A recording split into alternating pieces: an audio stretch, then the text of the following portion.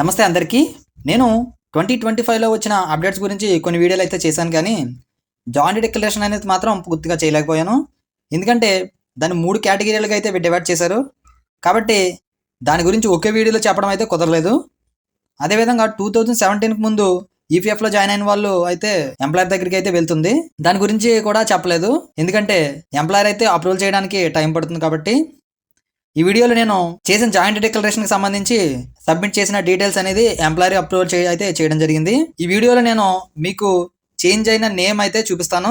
వెళ్ళే ముందు ఇప్పటి వరకు ఇంకా మన ఛానల్ని సబ్స్క్రైబ్ చేయని వాళ్ళు ఎవరైనా ఉంటే తప్పకుండా సబ్స్క్రైబ్ చేయండి. అదేవిధంగా కొత్తగా వచ్చిన వాళ్ళు కూడా సబ్స్క్రైబ్ చేయడం మాత్రం మర్చిపోవద్దు. మీకు నా నుండి ఖచ్చితంగా కంటెంట్ ఉన్న వీడియోలు మాత్రమే వస్తాయి కనుక ప్లీజ్ నాకు సపోర్ట్ చేయండి. వీడియోలోకి వెళ్ళిపోదాం.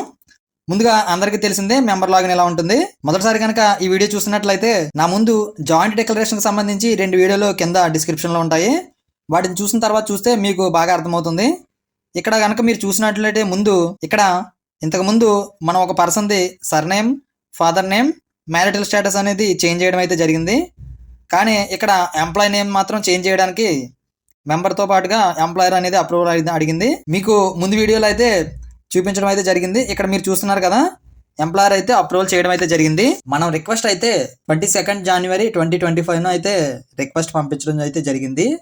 మనకు ఎంప్లాయర్ యాక్సెప్ట్ చేశారు. ఇక్కడ మీరు చూసినట్లయితే ప్రొఫైల్లో చూడవచ్చు, సర్నేమ్ అయితే చేంజ్ అవ్వడం అయితే జరిగింది. ఇలా ఎవరైనా జాయింట్ డిక్లరేషన్ ద్వారా నేమ్ చేంజ్ చేసుకున్న తర్వాత మీకు బ్యాంక్ అలాగే పాన్ అనేది కూడా రీకేవైసీ చేసుకోవడం మాత్రం మర్చిపోవద్దు. ఎందుకంటే చాలా మంది జాబ్ మానేసిన వారు అయితే ఖచ్చితంగా చేసుకోవాలి, లేకపోతే తర్వాత ఎంప్లాయర్ మీకు కేవైసీ యాక్సెప్ట్ చేయకపోవచ్చు. కాబట్టి నేమ్ చేంజ్ చేసుకున్న వాళ్ళు మాత్రం బ్యాంక్ పాన్ అనేది ఖచ్చితంగా రీకేవైసీ చేసుకోవడం మాత్రం మర్చిపోవద్దు. ఇక్కడ ఈ పర్సన్ కేవైసీ చేద్దాం. ఇక్కడ మీరు చూస్తున్నారు కదా, ఓల్డ్ సర్నేమ్తో అయితే బ్యాంక్ పాన్ డీటెయిల్స్ అయితే ఇక్కడ ఉన్నాయి.